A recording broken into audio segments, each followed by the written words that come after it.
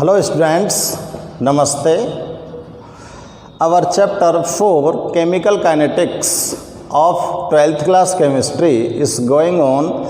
In this chapter, our topic is collision theory and energy barriers. Then students, collision जो theory होती है ये किसी भी रिएक्शन में बहुत ही इम्पोर्टेंट रोल प्ले करती है. You know very well that reactants react and form products.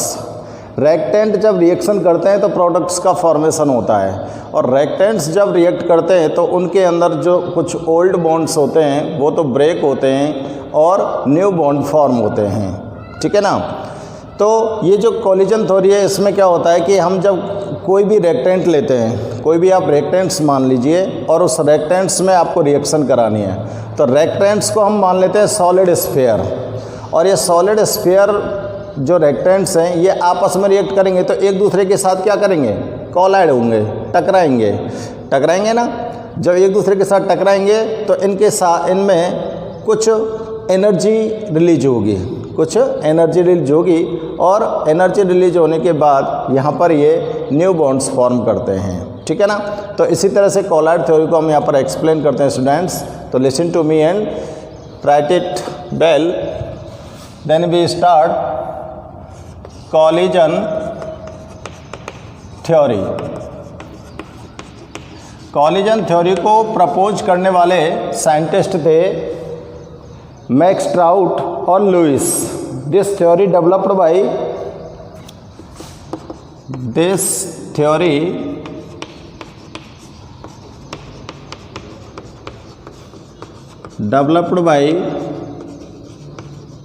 Max trouts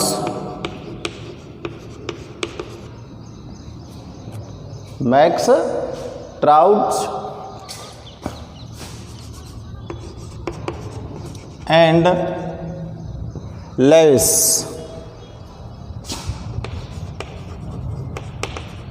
max Trautz और लेविस ने कोलिजन थ्योरी को डेवलप किया था, और ये जो थ्योरी थी ये किस पर बेस्ड थी, which is based on kinetic theory of gases. ये जो कोलिजन थ्योरी है ये गैसेस की जो काइनेटिक थ्योरी होती है उस पर डिपेंड करती है. ठीक है ना. तो देखो स्टूडेंट्स, इस थ्योरी के अकॉर्डिंग होता क्या है, मैं आपको अभी बता रहा था कि जैसे हम रिएक्टेंट्स को कंसीडर कर लेते हैं एक सॉलिड स्फीयर में, और ये सॉलिड स्फीयर आपस में क्या करते हैं, कोलाइड करते हैं. ठीक है ना. तो according to this theory,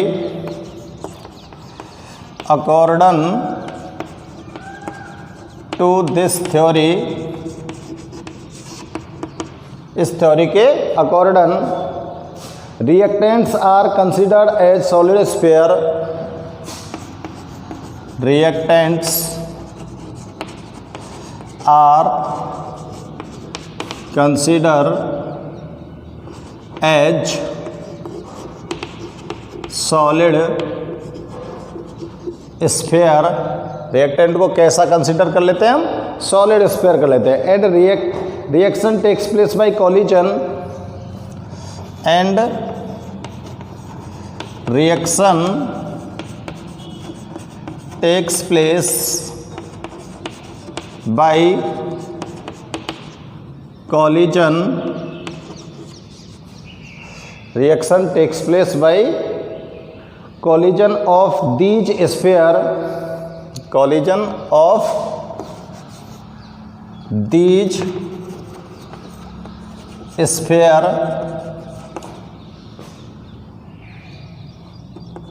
to each other. Collision में थोड़ा सा ध्यान से चेक करो.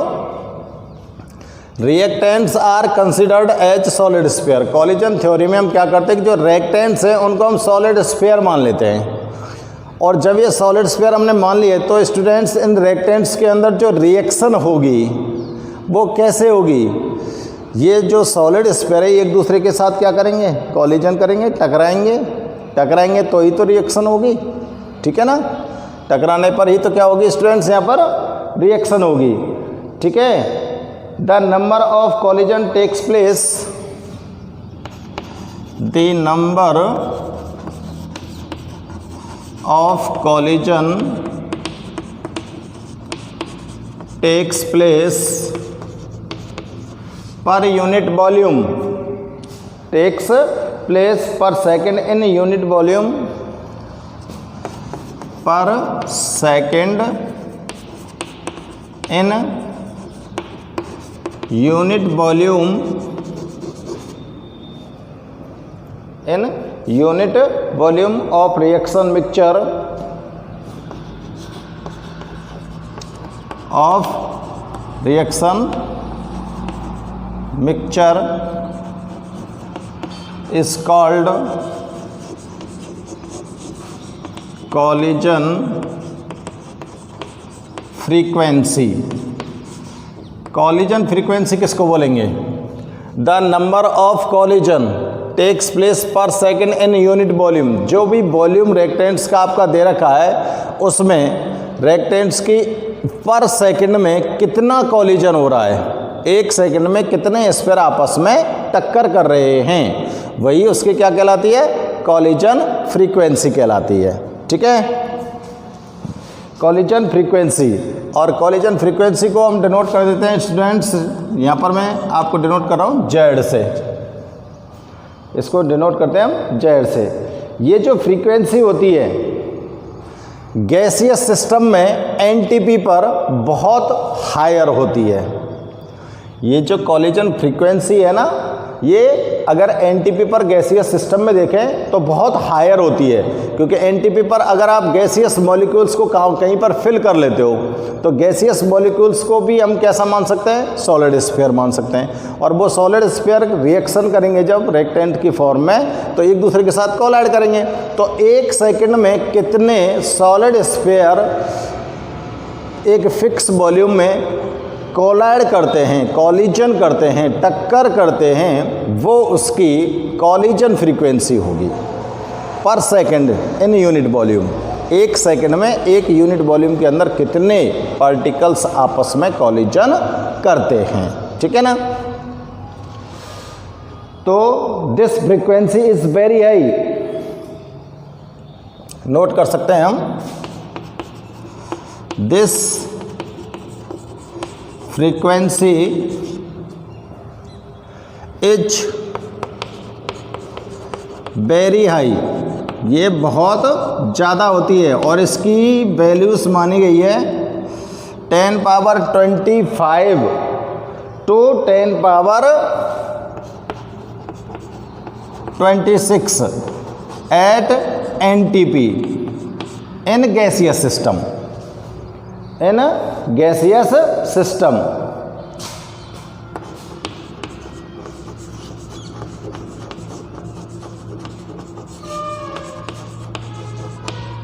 गैसियस सिस्टम में ये जो फ्रीक्वेंसी होती है ये बहुत ही हायर होती है, और हायर फ्रीक्वेंसी को यहाँ पर हमने आपको नोट किया है, वो कितनी बताई रहे हैं? 25 टू 10 पावर 26। क्लियर? ठीक है। एनटीपी पर normal temperature and pressure.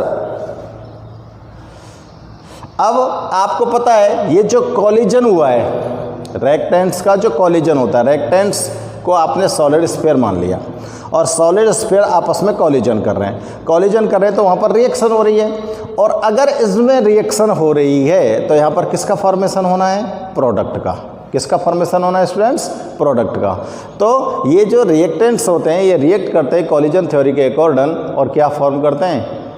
Product form करते हैं। ठीक है ना? तो collision which are actually capable, collision which are actually capable to, collision जो होता है वो एक्चुअली में किसके लिए कैपेबल होता है? Convert the reactant into product, convert reactant into product.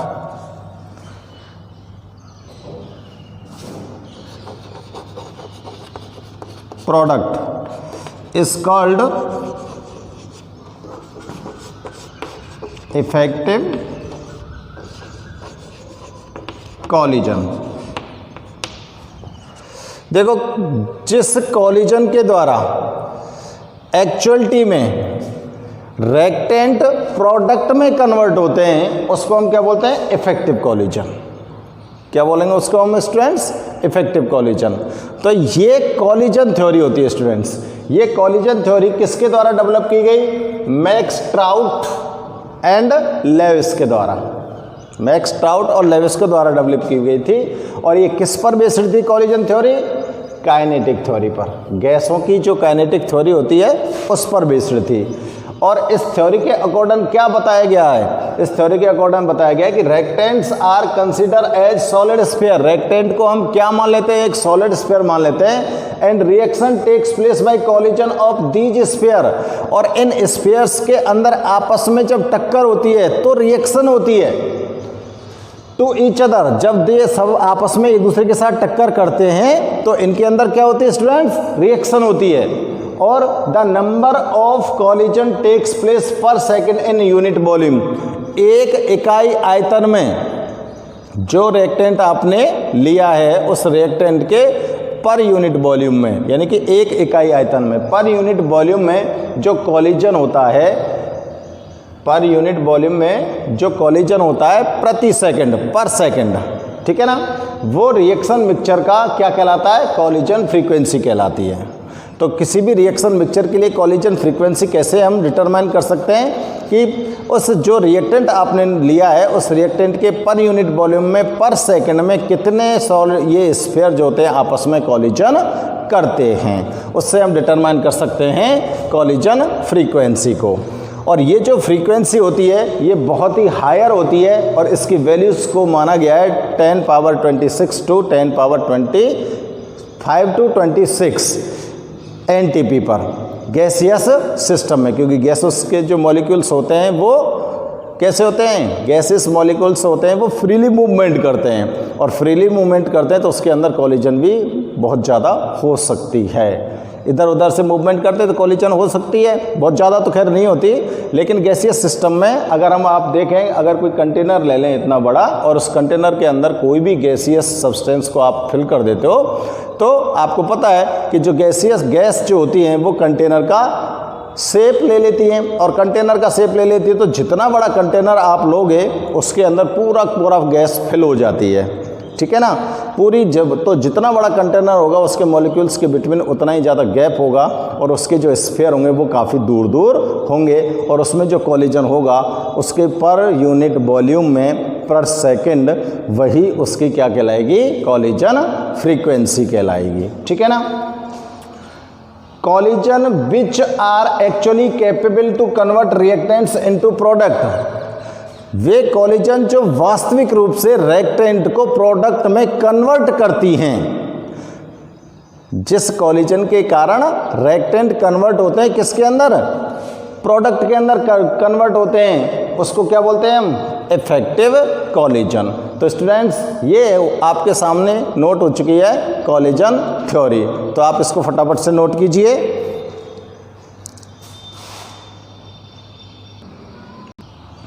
Next topic पर डिस्कस करते हैं स्टूडेंट्स, एनर्जी बैरियर्स। एनर्जी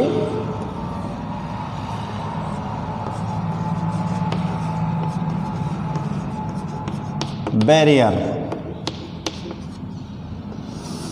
देखो, कोई भी रिएक्शन होती है स्टूडेंट्स, आप लोगों को यहाँ पर ये ध्यान रखना पड़ेगा। हम यहाँ पर सारी जो यहाँ डिस्कशन कर रहे हैं, पूरा डिस्कसन कर रहे हैं, वो किसके ऊपर कर रहे हैं हम? हमारा डिस्कशन है रिएक्टेंट से प्रोडक्ट का फॉर्मेशन किस प्रकार से होता है, और रिएक्टेंट जब रिएक्ट करते हैं तो उनको क्या क्या दिक्कतें आती हैं और वो किस तरह से रिएक्शन करके प्रोडक्ट का फॉर्मेशन करता है। इसी के आधार पर हमने यहाँ पर अभी आपको कॉलिजन थ्योरी को एक्सप्लेन किया है। और अब हम उसमें चेक करते हैं कि जब भी कोई रिएक्टेंट रिएक्ट करता है तो उसके लिए कुछ एनर्जी बैरियर्स भी होते हैं, कुछ ऐसी बाधाएं भी आती हैं। बैरियर्स मीन्स बाधाएं होती है, कुछ ऐसी बाधाएं भी आती हैं जो रिएक्टेंट्स इजी वे में प्रोडक्ट में कन्वर्ट नहीं होता।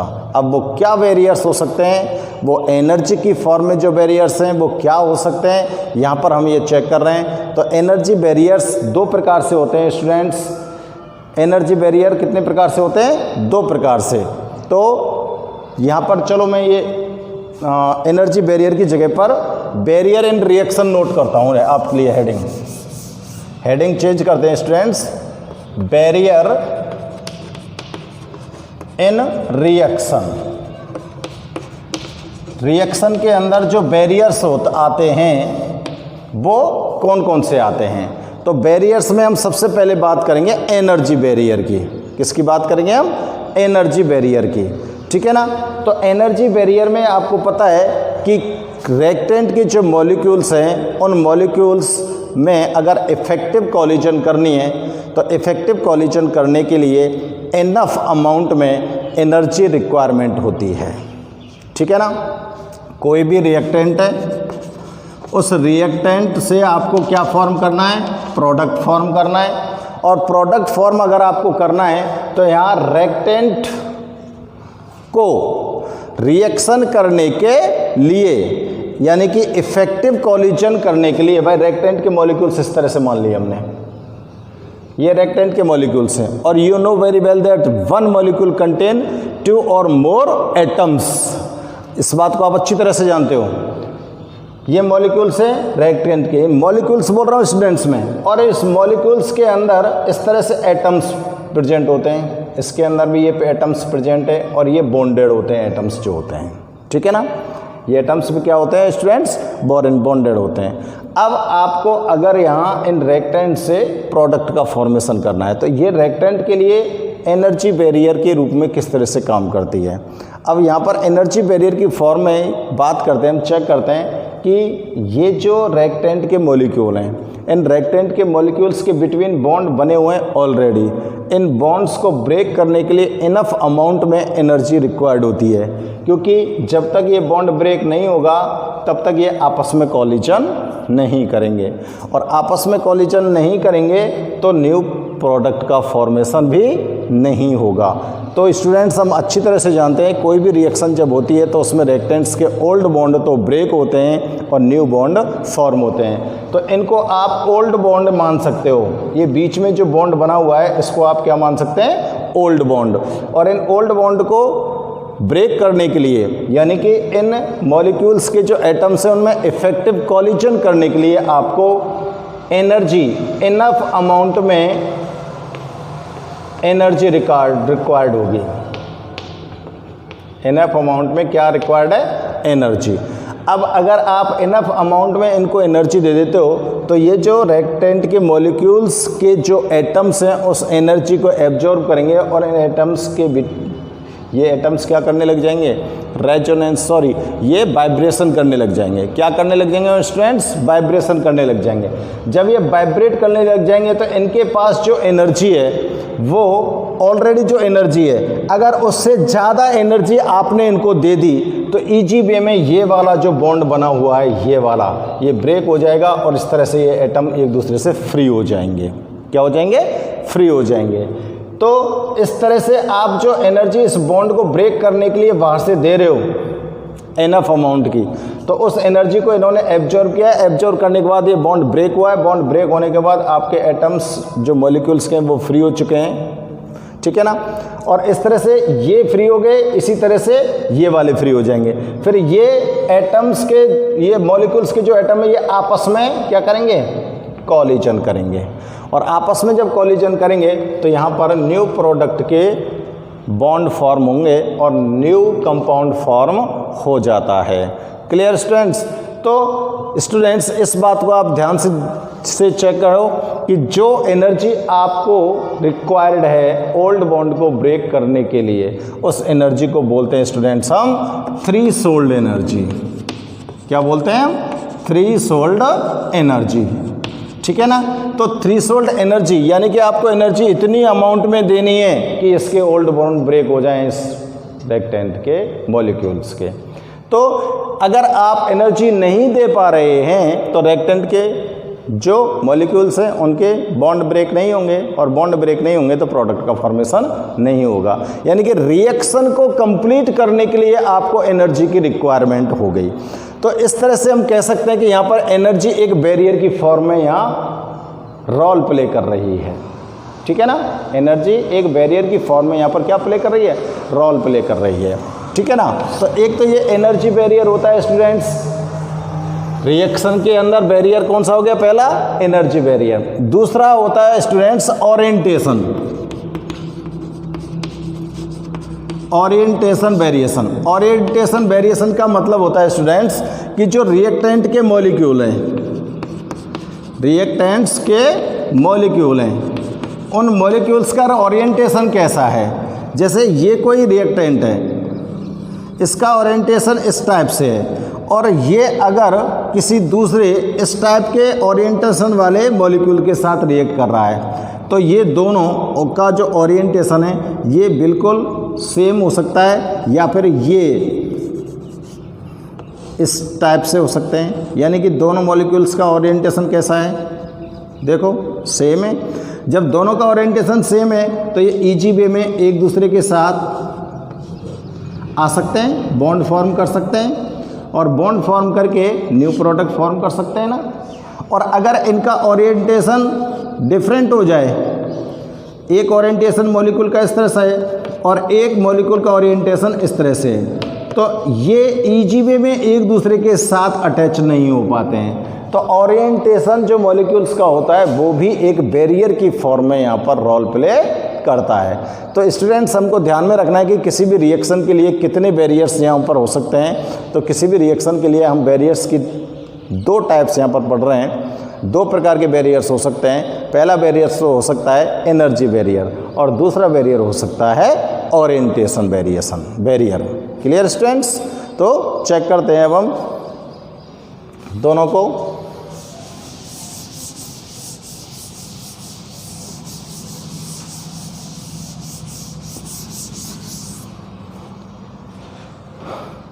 There are two barriers in a chemical reaction.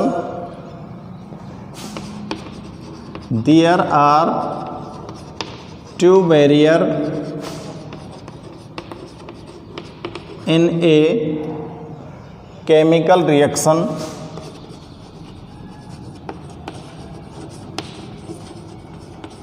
किसी भी केमिकल रिएक्शन में दो प्रकार के बैरियर्स हो सकते हैं। पहला है energy barrier,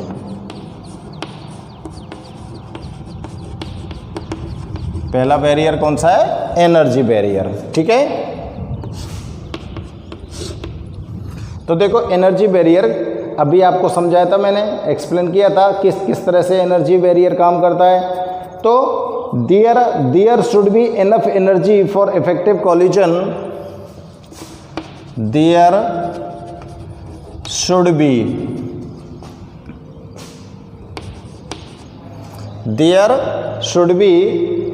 enough energy for effective collision, enough energy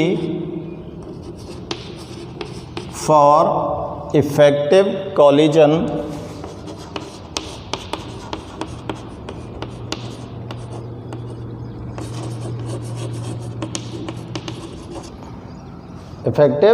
collision between reactant species, between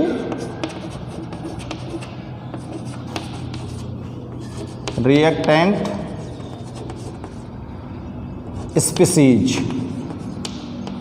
जो रिएक्टेंट स्पीसीज हैं उनके अंदर आपको इफेक्टिव कॉलिजन करवानी है तो हमको क्या रिक्वायरमेंट है, enough energy.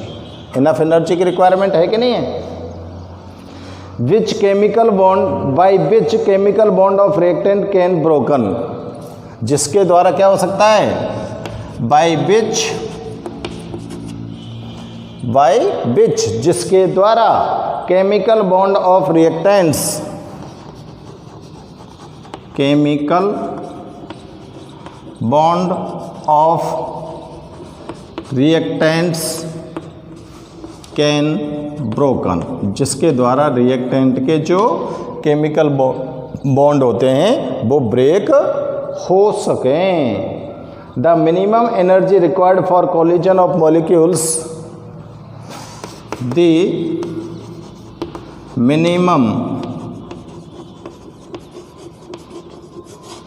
Energy required for collision of molecules, required for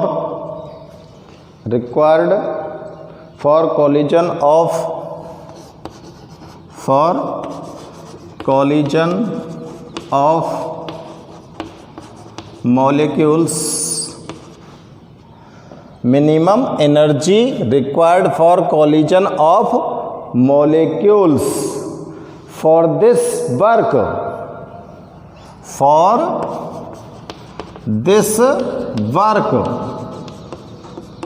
is called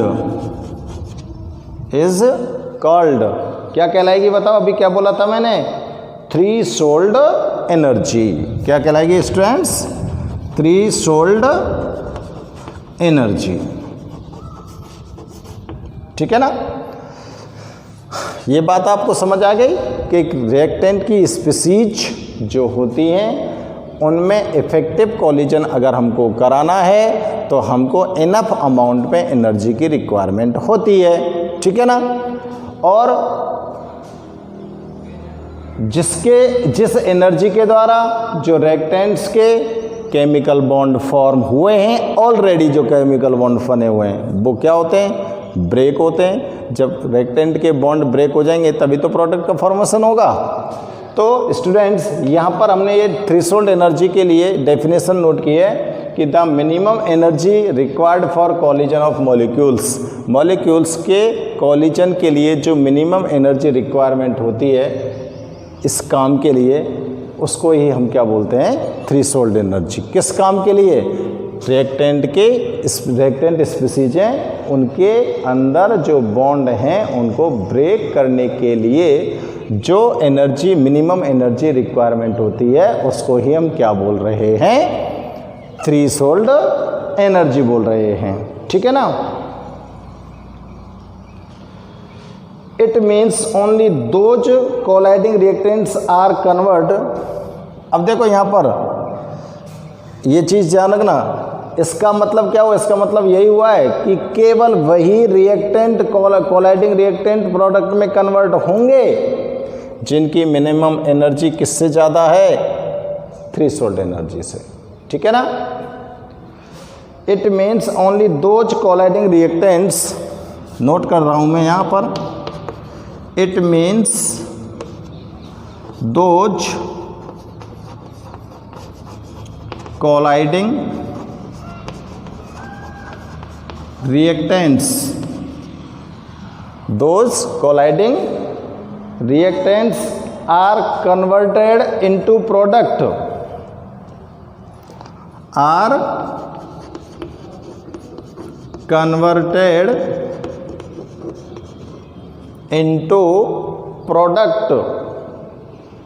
which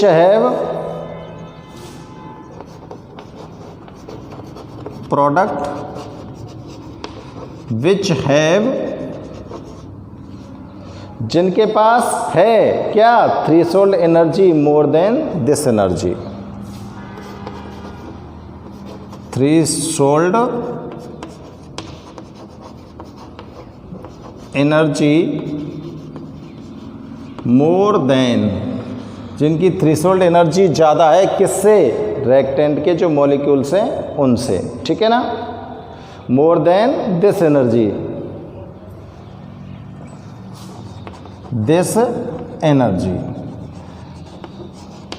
तो क्या कह सकते हैं स्टूडेंट्स? हेंस बोल सकते हैं ना हम, हेंस थ्रेशोल्ड एनर्जी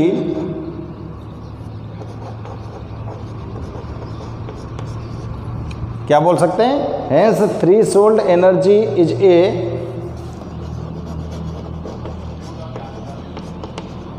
ए बैरियर। थ्रेशोल्ड एनर्जी यहाँ पर क्या है? एक बैरियर की तरह काम करती है।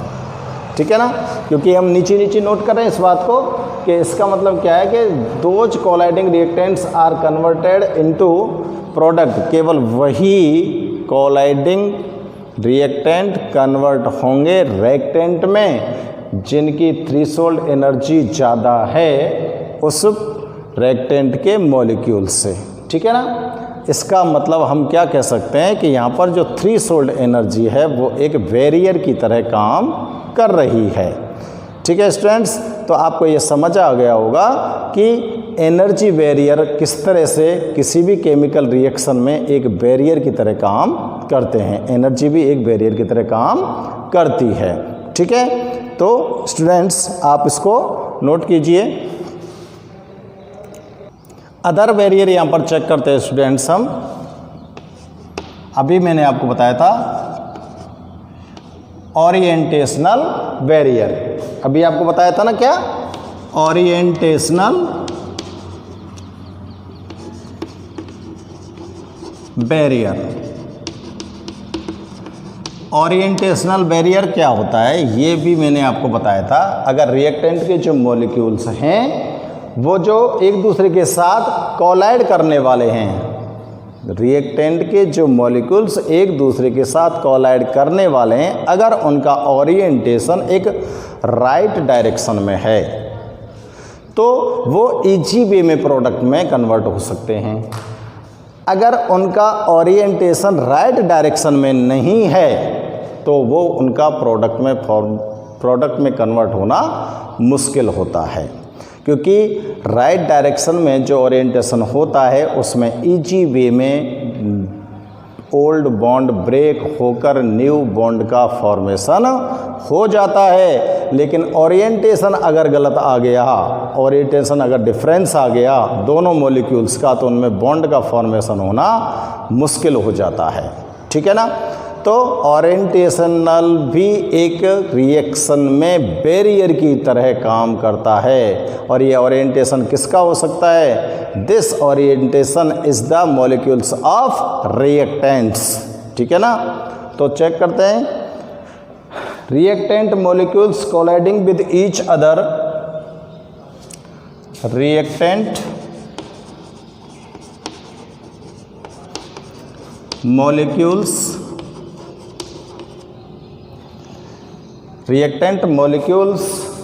colliding with each other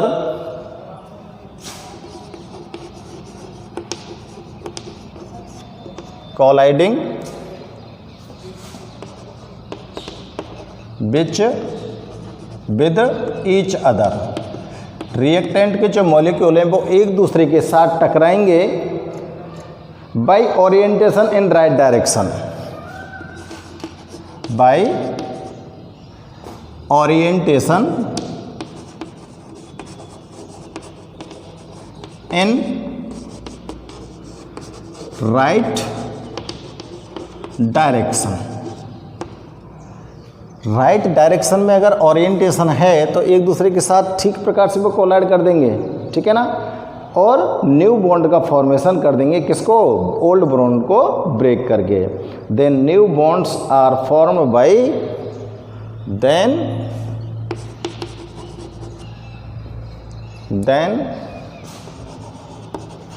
new bonds are formed by broken old bonds। Old bonds को तोड़कर न्यू बॉन्ड्स का फॉर्मेशन कर देंगे। ब्रोकन की जगह ब्रेकिंग लिखेंगे, बाय ब्रेकिंग ओल्ड बॉन्ड्स। ठीक है ना, तो ओरिएंटेशन देखो चेक करते हैं हम किस तरह से एक बैरियर की तरह काम कर सकता है। आप लोगों को मैंने अभी एक्सप्लेन भी किया था। तो देखो, अगर रिएक्टेंट जो एक राइट डायरेक्शन में कोलाइड कर रहे हैं, अगर रिएक्टेंट्स एक राइट डायरेक्शन में कोलिजन कर रहे हैं और प्रोडक्ट में कन्वर्ट हो रहे हैं, तो इसको आप इफेक्टिव कोलिजन कह सकते हो, कह सकते हैं ना। अगर रिएक्टेंट्स के जो मॉलिक्यूल हैं उन सब का ओरिएंटेशन सेम है और ओरिएंटेशन सेम है और वो राइट डायरेक्शन में कॉलिजन कर देते हैं। जैसे राइट डायरेक्शन में कॉलिजन करेंगे तो प्रोडक्ट का फॉर्मेशन हो जाएगा, और प्रोडक्ट का फॉर्मेशन अगर यहाँ पर इजी वे में हो गया तो ये कॉलिजन कैसी कहलाएगी? इफेक्टिव कॉलिजन नहीं कहलाएगी। ठीक है ना? कैसी कॉलिजन हो सकती है? इफेक्टिव कॉलिजन हो सकती है। तो मैं नोट कर रहा हूँ, reactants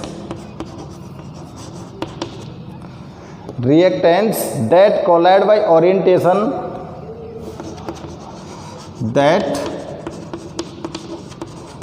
collide by orientation in right direction। कौन सी डायरेक्शन में? राइट डायरेक्शन में। Are converted into product, are converted into product. तो इसको क्या बोलोगे आप? Effective collision. ठीक है ना? That is effective collision. तो ये क्या होगी स्टूडेंट्स? इफेक्टिव कॉलिजन होगी। तो देखो, ये मान लिया मैंने एक कोई मॉलिक्यूल, मैंने अभी आपको डायग्राम में बनाया था, ये कोई एक मॉलिक्यूल है। ठीक है ना? और ये कोई दूसरा मॉलिक्यूल है, और दोनों का ओरिएंटेशन सेम बना दो। दोनों का ओरिएंटेशन, जैसे इसको नाइट्रोजन मान लिया, इसको नाइट्रोजन मान लिया, इसके साथ कोई दूसरा जुड़ा हुआ है मॉलिक्यूल है स्टूडेंट से, और इसके साथ कोई दूसरा एटम यहाँ पर अटैच हो सकता है। ठीक है ना? ये नाइट्रोजन है तो यहाँ पर ऑक्सीजन हो सकता है, यहाँ पर ऑक्सीजन हो सकता है, ये NO2 हो सकता है, ये भी NO2 हो सकता है, दोनों NO2 हो सकते हैं। अब इसका हमको इफेक्टिव कॉलिजन करना है। तो इफेक्टिव कॉलिजन के लिए क्या करते हैं कि ये एक दूसरे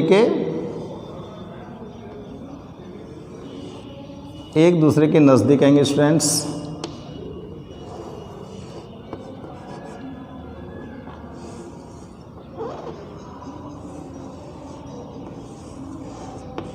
ठीक है? और नज़दीक आकर इसके अंदर क्या हो जाना है? न्यू बॉन्ड फॉर्म हो जाना है।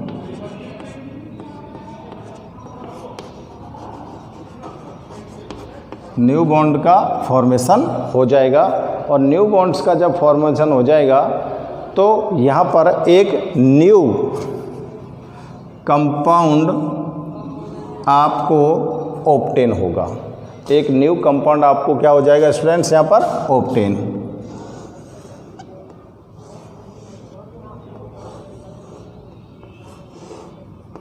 ये जैसे नाइट्रोजन, ये भी नाइट्रोजन, न्यू कंपाउंड ऑब्टेन हो गया, क्योंकि इन दोनों की जो डायरेक्शन थी वो कैसी थी?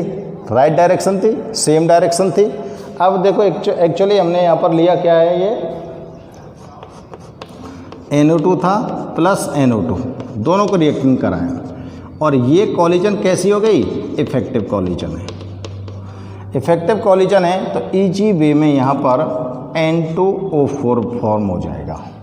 हो जाएगा कि नहीं हो जाएगा भाई? डाई नाइट्रोजन टेट्रा ऑक्साइड यहाँ पर फॉर्म हुआ कि नहीं हुआ? डाई नाइट्रोजन टेट्रा ऑक्साइड यहाँ पर फॉर्मेशन हो जाएगा। तो स्टूडेंट्स, ये क्या होती है? इफेक्टिव कॉलिजन होती है। इसको आप क्या बोल सकते हो? एक इफेक्टिव कॉलिजन हो सकता है। ठीक है ना? और अगर हम ऑन अदर एंड हम बात करते हैं कि अगर ये मॉलिक्यूल्स की डायरेक्शन राइट नहीं है तो क्या हो सकता है? मॉलिक्यूल्स की जो डायरेक्शन है वो राइट नहीं होती है, तो यहाँ पर क्या हो सकता है? तो देखो, मैं यहाँ पर लिख देता हूँ, ऑन अदर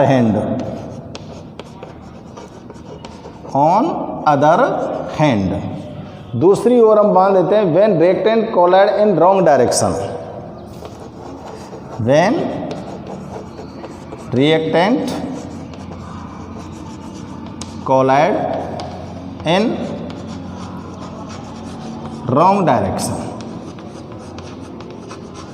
अगर रिएक्टेंट कोलाइड कर रहे हैं किस में स्टूडेंट्स? रॉन्ग डायरेक्शन में। ठीक है ना?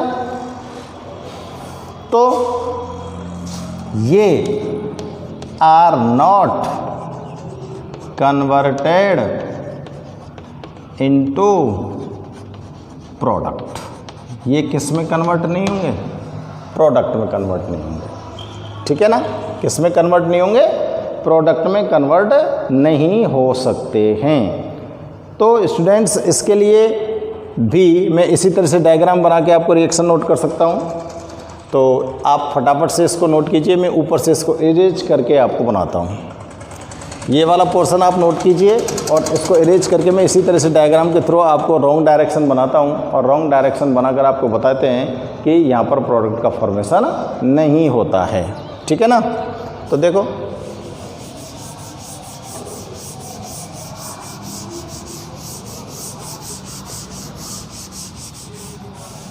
चेक करते हैं स्टूडेंट्स डायरेक्शन चेंज करके।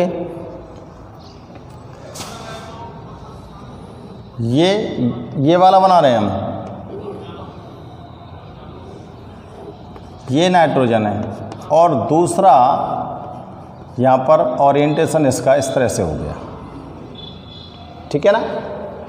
अब डायरेक्शन कैसी हो गई इनकी? रॉन्ग हो गई। रॉन्ग डायरेक्शन हो गई तो देखो किस तरह से होगा। रॉन्ग डायरेक्शन है,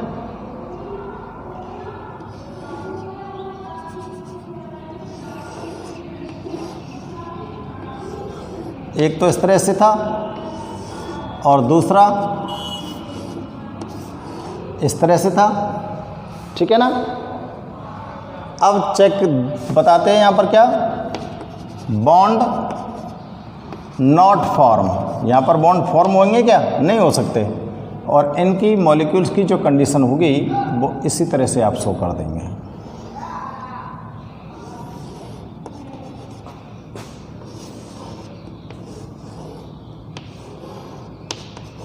यहाँ पर कोई बॉन्ड फॉर्म नहीं हुआ है, यहाँ पर बॉन्ड फॉर्म हुआ है, ये प्रोडक्ट फॉर्म बन गए। इसको कह सकते हो आप प्रोडक्ट। यहाँ पर प्रोडक्ट बन गया लेकिन यहाँ पर कोई प्रोडक्ट नहीं बना। तो students orientation of molecules, reactant के मॉलिक्यूल्स का ओरिएंटेशन भी चेक कर लो, एक बैरियर की फॉर्म में काम कर रहा है कि नहीं कर रहा है। अगर रिएक्टेंट का मॉलिक्यूल्स राइट डायरेक्शन में ओरिएंटेशन में है, अगर इन मॉलिक्यूल्स का ओरिएंटेशन राइट डायरेक्शन में है तो इजी वे में यहाँ पर बॉन्ड का फॉर्मेशन हो जाता है और बॉन्ड फॉर्मेशन हो गया तो ये प्रोडक्ट का फॉर्मेशन हो जाएगा। और ये जो ओरिएंटेशन से प्रोडक्ट का फॉर्मेशन हुआ है इसको आप मान सकते हो क्या? इफेक्टिव कॉलिजन मान सकते हो। और अदर एंड पर अगर हम बात करते हैं कि अगर इनकी डायरेक्शन सेम नहीं है या इनकी डायरेक्शन डिफरेंट हो गई है, रॉन्ग हो गई है, तो यहाँ पर ओरिएंटेशन के रॉन्ग डायरेक्शन होने के कारण प्रोडक्ट का फॉर्मेशन नहीं हो रहा है क्योंकि यहाँ पर बॉन्ड नहीं बनेंगे। देखो यहाँ पर कोई भी बॉन्ड फॉर्म नहीं हुआ है और यहाँ पर ये प्रोडक्ट नहीं है, ये प्रोडक्ट का फॉर्मेशन नहीं हुआ है। तो स्टूडेंट्स हम कह सकते हैं कि किसी भी रिएक्शन में रिएक्टेंट्स के लिए जो मॉलिक्यूल्स का ओरिएंटेशन है वो एक बैरियर की फॉर्म में काम करता है, ठीक है ना। तो आपने किसी भी रिएक्शन के जो बैरियर्स हैं वो यहाँ पर चेक किए हैं। किसी भी रिएक्शन के अंदर कितने प्रकार के बैरियर्स आ सकते हैं? 2 टाइप के बैरियर्स आ सकते हैं। पहला एनर्जी बैरियर आ सकता है, ठीक है ना, एनर्जी बैरियर आ सकता है। एनर्जी बैरियर में जो बैरियर की फॉर्म में आया था वो कौन थी? Threshold energy. और दूसरा था ओरिएंटेशन ऑफ रिएक्टेंट्स, ठीक है ना। रिएक्टेंट का ओरिएंटेशन अगर राइट डायरेक्शन में है तो इफेक्टिव कॉलिजन हो जाएगा, प्रोडक्ट बन जाएगा। और अगर रॉन्ग डायरेक्शन में है इनका ओरिएंटेशन तो कॉलिजन नहीं होगा। कॉलिजन होगा भी तो प्रोडक्ट का फॉर्मेशन नहीं होगा क्योंकि बॉन्ड नहीं बनते हैं। ओके स्टूडेंट्स, तो आप फटाफट से इसको नोट कीजिए। तो स्टूडेंट्स आपने जो कॉलिजन थ्योरी देखी थी अभी, इस कॉलिजन थ्योरी के अकॉर्डिंग जो रिएक्शन का रेट है वो डिपेंड करता है कुछ पॉइंट्स फैक्ट्स पर, ठीक है। यहाँ पे मैं नोट कर रहा हूँ, देखो, according to collision theory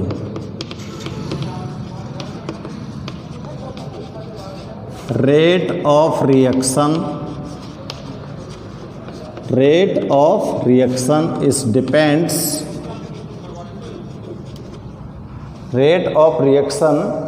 depends is नहीं आएगा, depends नोट कर रहे हैं तो डिपेंड्स, ठीक है ना, डिपेंड्स ऑन फॉलोइंग फैक्टर। किन किन फैक्टर्स पर डिपेंड करता है कॉलिजन थ्योरी के अकॉर्डिंग? तो देखो फर्स्ट में देखते हैं, पहला फैक्टर है number of collision per second in unit volume. Number of collision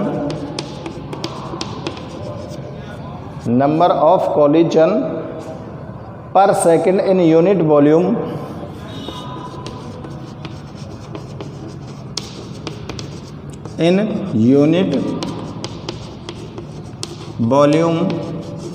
of reaction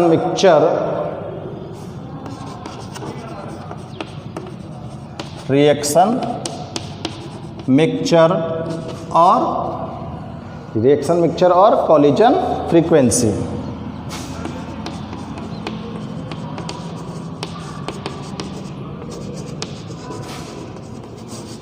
collision frequency देखो, कॉलिजन थ्योरी के according rate of reaction depend कर रहा है किस पर? Number of collision per second in unit volume. एक unit volume में per second कितना कॉलिजन हो रहा है उस पर रेट ऑफ रिएक्शन डिपेंड करता है। अगर कॉलिजन ज़्यादा हो रहा है तो रेट ऑफ रिएक्शन ज़्यादा है, ज़्यादा रिएक्टेंट कन्वर्ट हो रहे हैं प्रोडक्ट में, और अगर कॉलिजन कम हो रही है तो रेट ऑफ रिएक्शन कम हो जाएगा, ठीक है ना।